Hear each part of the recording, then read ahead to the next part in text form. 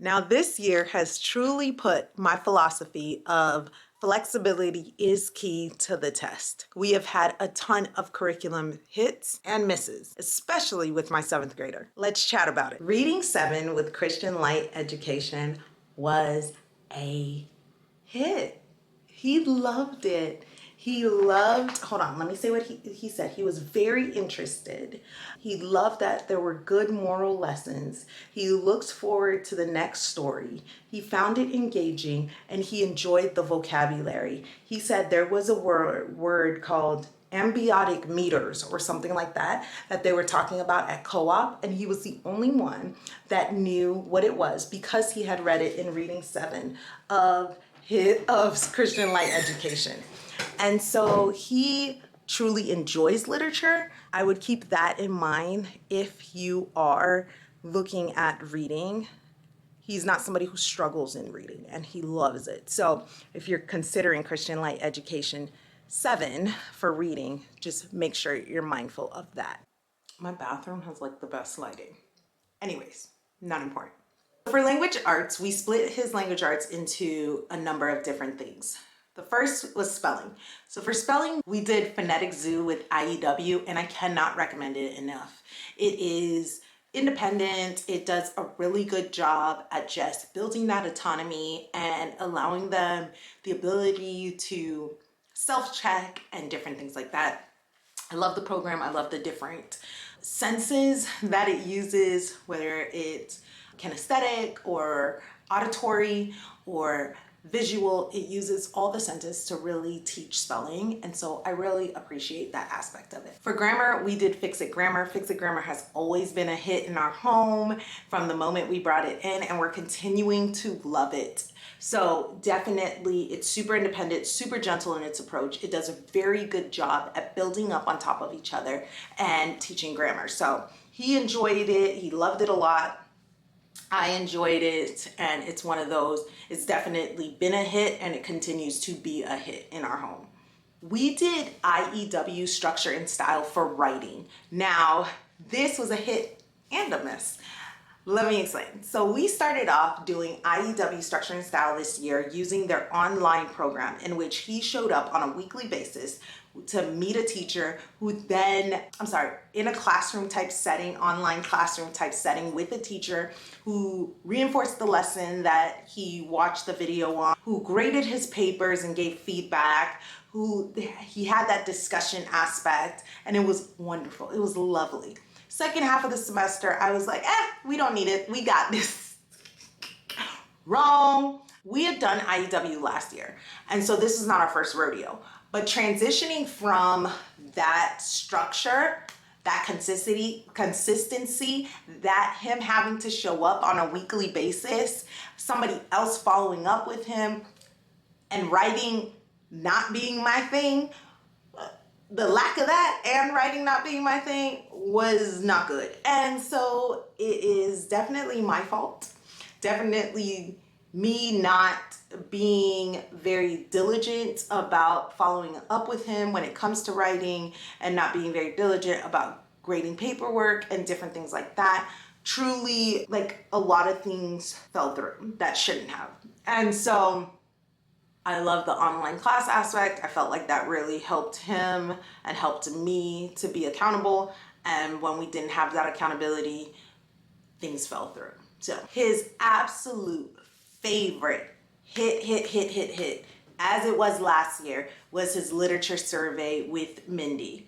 He says, hold on, I asked him, so I'm gonna read it. He said she knows what she is doing, and that he learned a lot and truly enjoyed the discussions that they had. We did the literature circles as well, and so he enjoyed the book selection that he got, and he felt in charge of what he learned and how he learned it. Mindy from Redefining School, her literature circles and literature surveys have truly, I don't know what I would do without them. Like I said, I am not a literature type person. I'm a math person, math science person. And so to have somebody who loves it so much, who encourages them so much, who exposes them to all these different types of rich literature, and he gets that discussion aspect of things, to have somebody like that and to have a course like that has just been such a blessing for us in our home. So definitely recommend her literature circles and surveys. She just opened it up. I think it should be open. I think it opens today. If today is May 23rd, it opened today. But it closes I will put the date that it closes right here. So definitely check out her literature surveys, literature circles, and stay tuned for his curriculum pick video for next year to see what new thing we're going to be doing with Redefining School next year. So when it comes to math, Christian Light Education Math 5 is what we chose at the beginning of the year. And unfortunately, this was a miss. He struggled really hard with CLE this year. CLE is very independent at level 5, and so I went into it with that mindset, not realizing that he is not as math minded as I am. And so he really had a difficult time. And so about halfway through the year in January, one of the things that he was having a very hard time with was fractions. In an effort to solidify his fractions, I decided to switch over to Math UC Epsilon. I don't know if you can see that. It's like super bright right now. Hold on. Turn.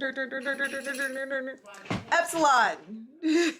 So when we switched over to Epsilon, he's like, Mom, it makes sense. I finally understand it now.